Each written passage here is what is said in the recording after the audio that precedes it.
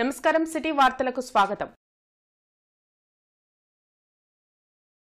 అధిష్టానం ప్రకటించిన అభ్యర్థికి కాకుండా రెబెల్గా నామినేషన్ వేసిన పోట్ల వెంటే మేముంటామంటూ కొత్తగూడెం కాంగ్రెస్ నాయకులు తీర్మానం చేయడం పార్టీలో కలకలం రేపుతుంది. ఇప్పటికే నామినేషన్ వేసిన మాజీ ఎమ్మెల్సీ పోట్ల నాగేశ్వరరావుకు అనుకూలంగా కొత్తగూడెం కాంగ్రెస్ ముఖ్య కార్యకర్తలు సమావేశమయ్యారు. ముఖ్య అతిథిగా పాల్గొన్న టీపీసీసీ సభ్యులు జేబీ శౌరికి తమ బాధలు వివరించారు. సొంత పార్టీలో పరాయి వాళ్ళలాగా ఉంటూ అభద్రతలో ఉన్నామని, మొన్న ఎన్నికల ముందు పార్టీలో చేరిన వారు తమపై పెత్తనం చేస్తున్నారని ఆవేదన వ్యక్తం చేశారు. ఈ సందర్భంగా జేబీ శౌరి మాట్లాడుతూ ఉమ్మడి ఖమ్మం జిల్లాలో ఉన్న నాయకులకు సీటు కేటాయించకుండా బయట వ్యక్తిని తీసుకొచ్చి తమ నెత్తిన పెట్టి కాంగ్రెస్ అధిష్టానం తీవ్ర అన్యాయం చేసిందని విమర్శించారు. ప్రధానంగా ఈరోజు కొత్తగూడెం నియోజకవర్గ స్థాయి ముఖ్య కాంగ్రెస్ పార్టీ కార్యకర్తల సమావేశం నిర్వహించడం జరిగింది నియోజకవర్గ హెడ్ క్వార్టర్లో. దీని ఉద్దేశం ఏంటంటే, గత 3 సంవత్సరాలుగా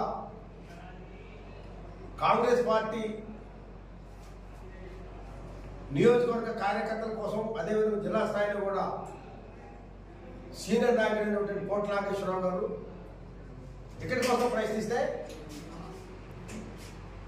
వారికి అనుకోకుండా మరి అసెంబ్లీ టికెట్ పొత్తులను పోవడం జరిగింది. అట్లనే అదేవిధంగా స్థానికమైనటువంటి అన్ని రకాల అర్హత ఉన్నటువంటి పోట్ల నాగేశ్వరరావు గారికి పార్లమెంట్ టికెట్ ఇవ్వాల్సి ఉండే, కానీ ఇవ్వకపోవడం ఒక రకంగా ఈ ప్రాంత కార్యకర్త నిరాశ జరిగిందని మేము ప్రగాఢంగా నమ్ముతున్నాం. అట్లే రేపు పార్లమెంట్ ఎన్నికలలో కూడా రాబోయే ఎన్నికలలో పోట్ల గారు తీసుకున్న నిర్ణయాన్ని మేము కట్టుబడుతున్నామని చెప్పి తెలియజేస్తాం. మిగతా ఇంకొక విషయం ఏంటంటే, కాంగ్రెస్ పార్టీ అధికారంలోకి వచ్చిన దగ్గర నుంచి ఈ రోజు వరకు ఈ గత 4 నెలలుగా గతంలో కంటే కూడా కాంగ్రెస్ పార్టీ కార్యక్రమం చాలా ఇబ్బంది పడుతున్నారన్నమాట వాస్తవం. ఈ జిల్లాలో 3 మంత్రులు ఉన్నారు.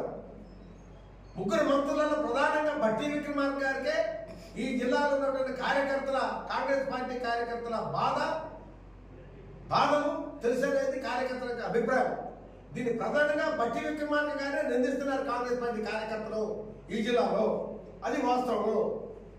మేము ఎవరికి వ్యతిరేకంగా ఎవరికి ప్రోగాలు, మేము కాంగ్రెస్ పార్టీ కరుడుగట్టే కాంగ్రెస్ పార్టీ కార్యకర్తల అభిప్రాయాన్ని ఒక నియోజకవర్గంలో పీసీసీ మెంబర్గా, బాధ్యత గల కాంగ్రెస్ పార్టీ కార్యకర్తగా నేను మీడియాకి సమాచారం తెలియజేస్తాను. కాంగ్రెస్ పార్టీ సీక్రెట్ బహిర్గతంగా ఉంది. ఇప్పుడు కాంగ్రెస్ పార్టీ అభిప్రాయాలు, కాంగ్రెస్ పార్టీ కార్యకర్తల అభిప్రాయాలు తెలిసిన పుస్తకం, ఇందుకు అనుమానమే లేదు. ఇది జాతీయ పార్టీ, ప్రజల పార్టీ, ప్రజల కోసం ఉన్నటువంటి కాంగ్రెస్ పార్టీ. ప్రజాప్రభుత్వం వస్తుందని చెప్పేసి అనుకుంటే ఈరోజు కాంగ్రెస్ పార్టీ కార్యకర్తల ఇబ్బందులు గురవుతున్నారు. ప్రధానంగా ఈ నియోజకవర్గంలో ఇక్కడ కాంగ్రెస్ రకరకాల శక్తులు అన్ని కలిసి కాంగ్రెస్ పార్టీని చంపడానికి కోసం ప్రయత్నం చేస్తా ఉన్నాం. అది చాలా దుర్మార్గమైన అంశం. ఇది కాంగ్రెస్ పార్టీ అగ్రనాయకత్వం గుర్తించాలి. కాబట్టి అన్ని విషయాల మీద రేపు త్వరలో గాంధీ భవన్ ముట్టడికి ప్రయత్నం జరుగుతుంది. కొత్తగూడెం నియోజకవర్గం నుంచి త్వరలో ముఖ్యమంత్రి గారిని, ఉప ముఖ్యమంత్రి గారిని, ఈ జిల్లా మంత్రులు కలిసి కొత్తగూడెం నియోజకవర్గ పరిస్థితి ఏంటిది అనేది కార్యకర్త అభిప్రాయాన్ని వారికి తెలియజేయడం కోసం ప్రయత్నం జరుగుతూ ఉంది. ఇది వ్యతిరేకంగా ప్రోగ్రాం. దయచేసి కార్యకర్తల అభిప్రాయం ఇది, వాళ్ళ మనోవేదన. ధన్యవాదాలు. కొత్తగా కాంగ్రెస్ పార్టీ అందరిని ఆహ్వానిస్తాం, కానీ మేమేమంటున్నామంటే అందరూ ఉంటేనే కాంగ్రెస్ పార్టీ మారడం తప్ప నేను అనను.